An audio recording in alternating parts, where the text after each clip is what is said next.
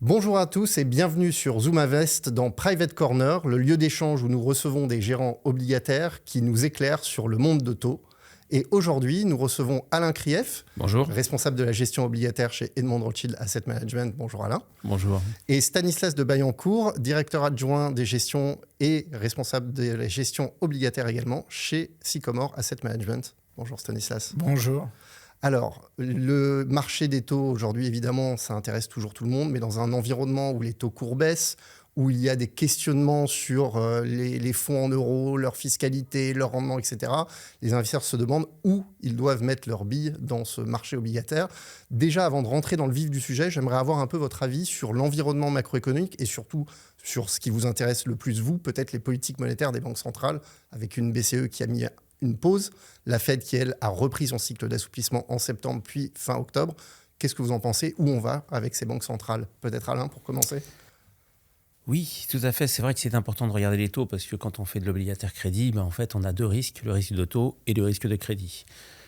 Sur le risque de taux, ce qu'on voit et ce qu'on observe en effet, c'est qu'on arrive à la fin du cycle de baisse des taux côté BCE, en effet, côté Europe, alors que côté États-Unis, côté Fed, on n'a pas tout à fait terminé.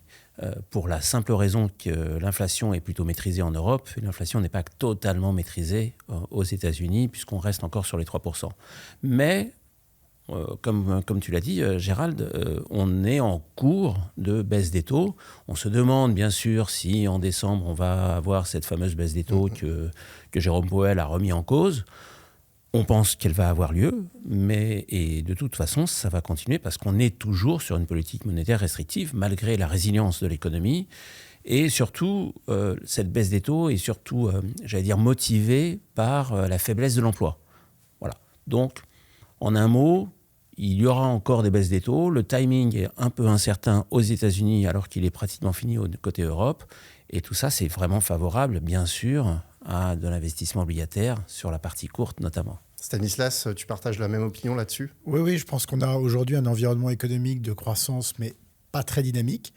Une inflation qui, globalement, est maîtrisée, comme l'a dit Alain, tout à fait en zone euro, même si on n'est plus du tout dans le régime de la période 2000-2010 où on était entre 0 et 1, on est plutôt dans un régime aujourd'hui de 1 à 2, notamment avec les mouvements dans l'industrie, les relocalisations qui sont faites, mais ça laisse la place peut-être même à la BCE pour une petite baisse de taux additionnelle en début d'année prochaine, et pour la Fed pour baisser peut-être encore 3-4 fois jusqu'à la fin du second trimestre 2026. Alors, je vous ai interrogé volontairement sur les taux courts, donc les taux banque centrale, mais vous n'avez pas rebondi, vous avez été discipliné, vous n'avez pas rebondi sur les taux longs. Est-ce que je dois en déduire qu'il y aura, a priori, selon vous, pas trop de mouvement sur cette partie, et donc on va avoir une pontification par le bas, pour le dire à la française, de ces courbes de taux? Alain, peut-être?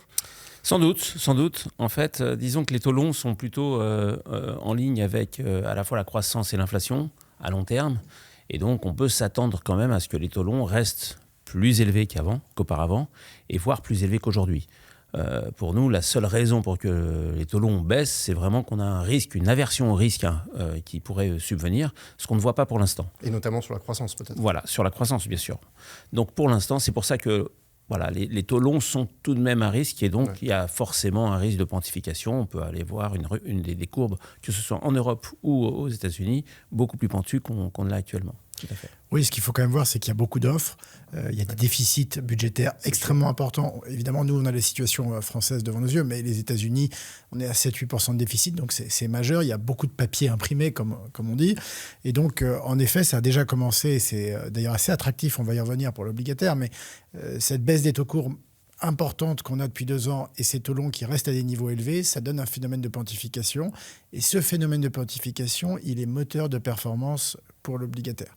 Ça, c'est une bonne transition. Merci Stanislas. Du coup, cette pontification, comment est-ce qu'un investisseur aujourd'hui peut en bénéficier ou doit en bénéficier? Est-ce que c'est en allant vers du souverain court? Est-ce que c'est en allant vers de l'investment grade, donc la dette privée de bonne qualité cotée, je précise, du haut rendement? Qu'est-ce que peut faire l'investisseur aujourd'hui et qu'est-ce que vous recommandez aujourd'hui à vos clients, Stan? Je pense qu'il peut tout faire. Sur le Ça, c'est bien. Non, mais y a pas de... c'est pas exclusif, en fait. Ça va dépendre de ce qu'ils cherchent. Ce qu'ils cherchent plutôt du portage. Ce que nous, on voit aujourd'hui, c'est que ce que ne cherchent plus les investisseurs, c'est ce qu'on appelle la partie longue de la courbe. C'est-à-dire au-delà du 10 ans. C'est assez attractif. Il y a beaucoup de pentes sur les taux d'État, mais il y a très peu d'acheteurs parce qu'ils sont assez prudents face au comportement des États. Ça, c'est le premier point. Ensuite, c'est clair... On ne prête plus à tir-larigot. Oui, sur le 15 ans, le 20 ans, le 30 ans, on Et sent qu'il y a une forme de d'ailleurs. défiance partout dans le monde. Donc ça, c'est le premier point. Ensuite, c'est vrai que nous, ce qu'on trouve aujourd'hui, certes, les spreads de crédit sont moins larges qu'il y a 2 ou 3 ans, où il y avait vraiment une opportunité de marché assez unique.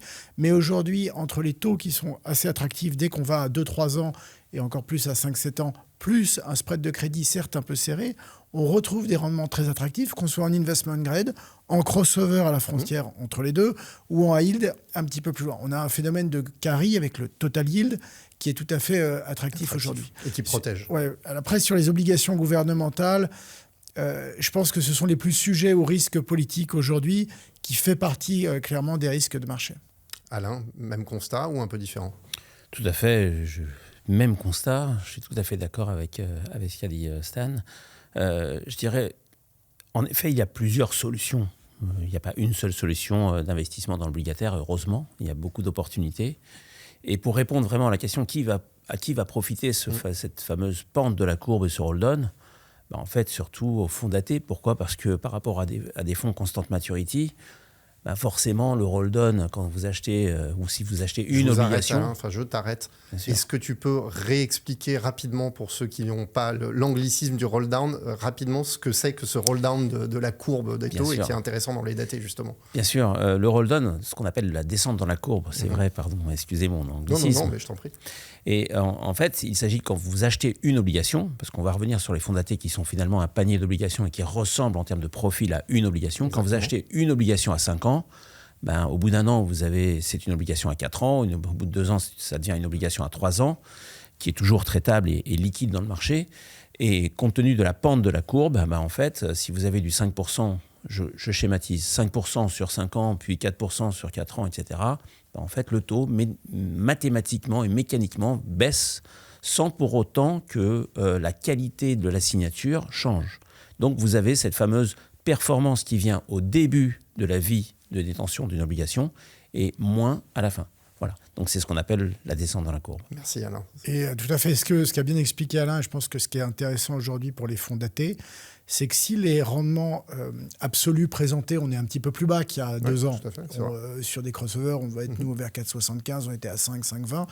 En revanche, première chose, en relatif, à l'époque, le cash était à 4%, il est à 2 aujourd'hui. Ouais. Donc tout s'est absolument effondré autour. Les clients qui partaient faire des certificats bancaires à 4,10, 4,15 à 6 mois, tout ça s'est terminé, c'est à 2,10 aujourd'hui. Donc en relatif, finalement, c'est même plus attractif qu'à l'époque. Mais surtout, il y a un profil qui est assez intéressant et qu'on voit bien, qu'on a déjà eu dans les fonds datés récemment, c'est que la performance, elle est plutôt sur les premières années. Et en fait, on arrive à avoir des performances parfois supérieures au rendement annoncé, parce qu'un fonds daté, si je reprends l'exemple d'Alain, à 5 ans à 5%, il va plutôt avoir un profil de type 7, 6, 5, puis 3, puis 2 la dernière année, où en fait, il y a une forme de monétarisation exactement du fonds. Et donc, c'est là où c'est particulièrement attractif. Donc, en fait, il y a toujours du jus dans ces fonds datés, même si on constate que, comme on discutait Alain, ce sont plus des spécialistes maintenant qui se concentrent et il n'y en a plus à foison, mais ceux qui savent bien faire sont toujours présents. Et il y a du jus et surtout, il ne faut pas oublier, comme vous me le rappelez tous les deux régulièrement, que les fonds datés, c'est liquide en fait, contrairement à ce que certains peuvent penser. Exactement, ça joue à la fois sur le primaire et sur le secondaire, mais ça reste liquide. En fait, pour résumer les fonds datés, comme je vous l'ai dit, un panier d'obligations, et la seule grosse contrainte, c'est la maturité.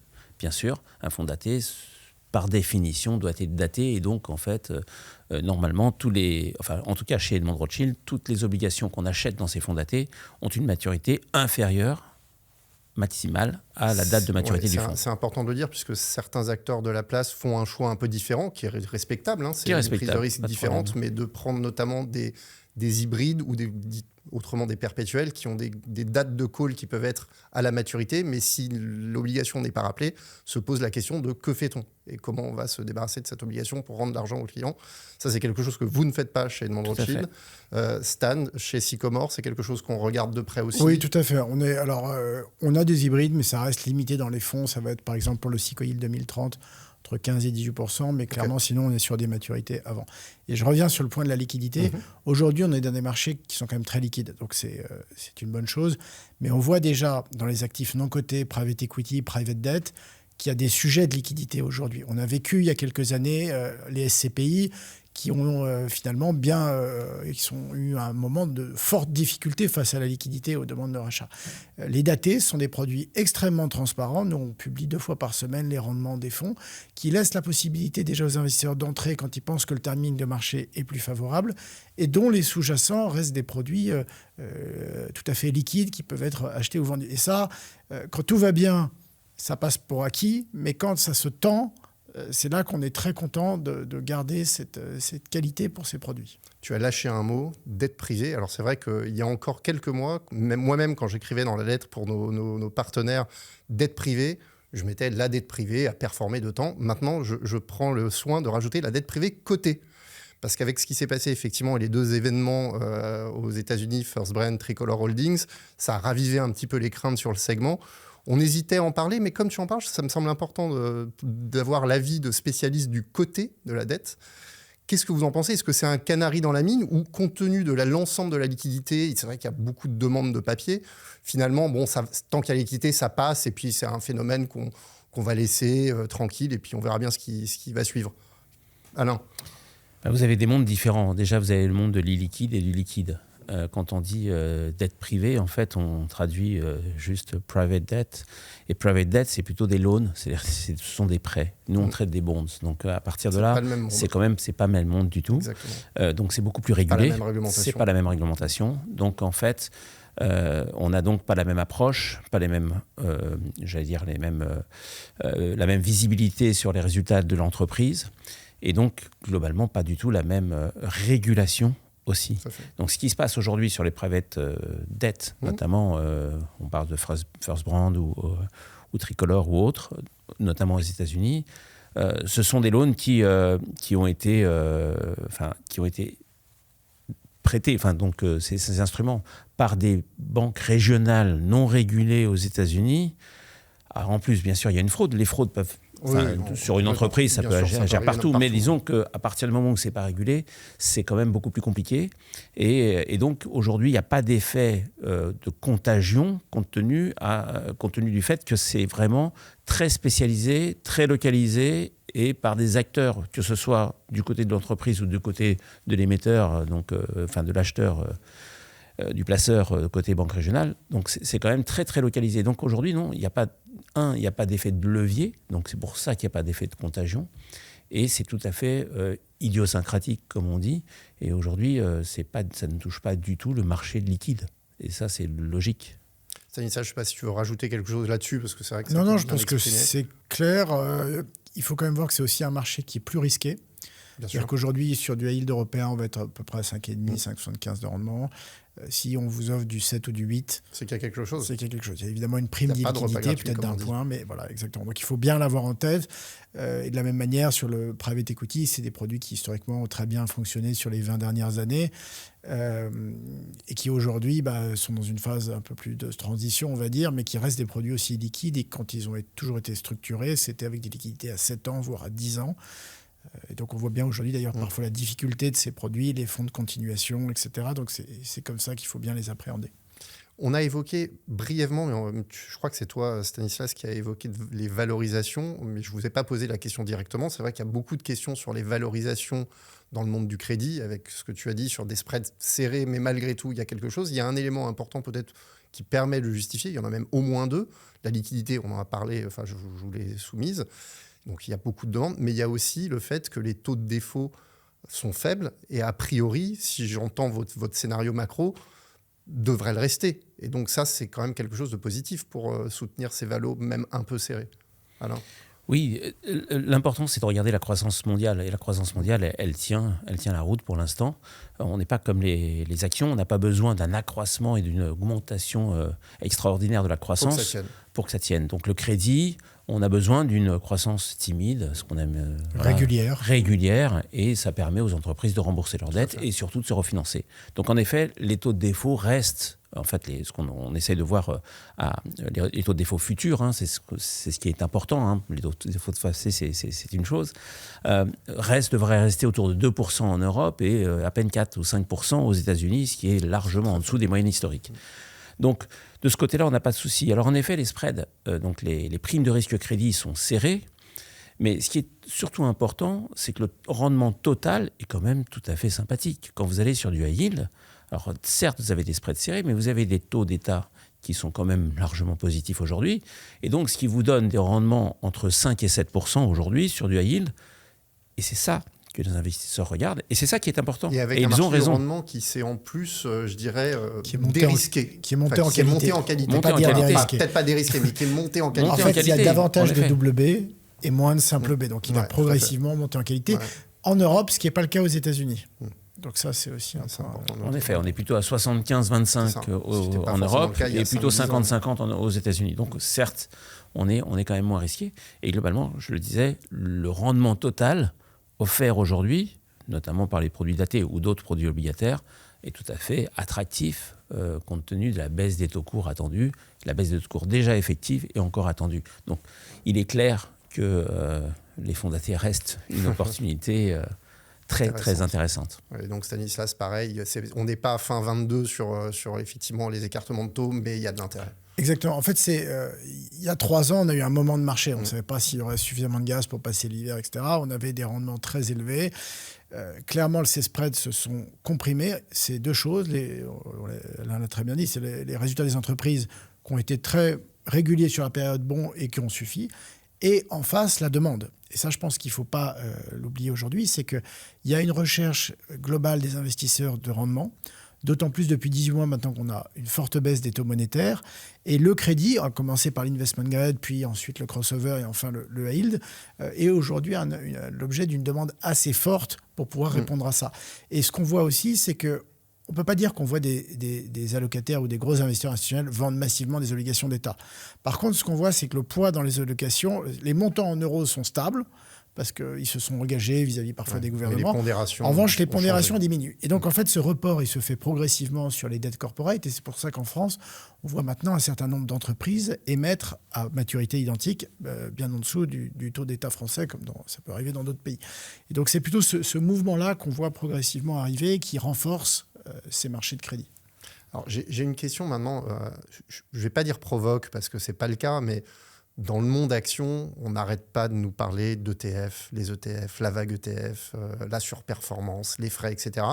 Le monde obligataire a été un peu épargné par cela parce que déjà, il y a un effet logique qui est que quand on réplique un indice, a priori, on va répliquer les émetteurs les plus endettés, ce qui n'est pas forcément ce dont on a envie. Mais est-ce que, c'est quelque chose qui vous embête, les ETF aujourd'hui, ou au contraire, c'est une opportunité pour des raisons que peut-être l'un de vous va évoquer. Et deuxièmement, est-ce que l'avènement des ETF actifs, dont on ne sait pas encore aujourd'hui ça va être un succès ou un échec, est-ce que ces ETF actifs pourraient permettre au monde obligataire d'avoir quelque chose d'un peu plus réussi en termes de performance, parce qu'on pourra s'éloigner un petit peu des indices tels qu'ils sont construits? Qui veut commencer ? Alors, il y a beaucoup de points dans la question. Le premier, tu parlais de la pertinence des indices obligataires. Je pense que Alain, comme nous, on gère de manière complètement non benchmarkée. Les indices obligataires ne sont pas très bien construits. Donc, on a des approches vraiment, on rencontre les entreprises, on fait les meilleurs choix de valeur, où est-ce qu'on trouve du rendement. Donc, et je pense qu'on a bâti comme ça dans la durée des fonds avec des tracks très performants, un fort accompagnement de nos clients dans ça. Donc, ça, c'est déjà le premier point. Pourquoi ces ETF sur l'obligataire, en tout cas, en particulier dans le high yield et aussi un petit peu dans l'investment grade, ne sont pas ultra pertinents. La deuxième chose, c'est que là où les ETF actions répliquent parfaitement les indices et font de bonnes performances, si vous regardez les ETF obligataires, et plus on descend dans les qualités de crédit, plus c'est vrai, plus on a une capacité à faire mieux avec des gestions actives qui est prouvée. Si vous regardez sur plusieurs années, c'est pas que 2025, c'est très régulier dans le cas. Et donc c'est vrai que nous, quand on voit même des appels d'offres des clients institutionnels sur tous les segments, la gestion passive ne rentre pas en compétition. Elle peut être en compétition sur ce qu'on appelle l'aggregate, c'est-à-dire avec des obligations d'État, mais pas quand on descend en dessous. Donc je dirais peut-être qu'on a encore un job pour encore 10 ou 20 ans dans ce métier-là. Donc c'est très bien. Oui, j'en doute pas, ça. Et dernier point de la question sur les ETF actifs, je dirais que c'est un petit peu... L'ETF, c'est une enveloppe. Si la gestion est bonne et qu'après on arrive à faire une structuration de produits qui puisse permettre de l'acheter sous format ETF plutôt qu'à la clôture sur une VL en passant un ordre d'une manière un petit peu plus complexe, pourquoi pas ? Ça peut être une manière de le faire. Après, ça dépend le format de détention. Si vous êtes là pour 5 ans... Ça a un peu d'intérêt. Voilà, vous pouvez peut-être l'acheter à la clôture et pas dans la journée. Si vous êtes dans le cadre de l'assurance vie aussi, mais... À la limite, pourquoi pas, ça rend un petit peu comme la livraison à domicile, si vous voulez, pour les restaurants, ça rend disponible une offre sous plusieurs formats. Donc ça participe à la largeur du marché. Et plus de liquidité, du coup. Exactement, je rejoins complètement Stanislas. C'est une avancée. L'ETF, c'est bien, ça permet d'avoir une bonne représentation. Et en effet, sur l'obligataire... pour l'instant, ça ne marche pas. Et compte tenu de la structure du marché obligataire, en fait, de la liquidité, de la façon dont ça traite, etc. Ça ne peut pas marcher. En fait, plus vous descendez, ça peut marcher, mais forcément, nous, on est des maisons de conviction, donc on pense que quand même la sélection est quand même clé, très importante. Donc voilà. Donc après, rien n'empêche de faire des ETF. Et aujourd'hui, sur le high yield, c'est vrai que ça ne marche pas. Pour des raisons, certes, je pense, de liquidité, de petits marchés et surtout de connaissances et de sélection. Maintenant, les ETF actifs, en effet, peut-être, pourquoi pas.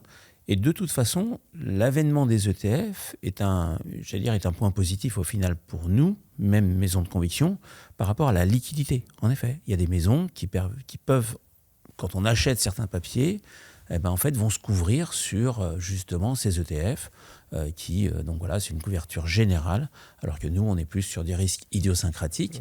Même si on est très diversifié, on reste sur du non à non et de la conviction par rapport à ces ETF qui vont vous donner une performance globale et qui ne sont pas de toute façon à l'abri d'accidents sur un ou deux noms. Donc au final, bien sûr que je pense que les ETF, au final, seront perdants, mais nous, on y gagnera de la liquidité. Donc c'est très bien.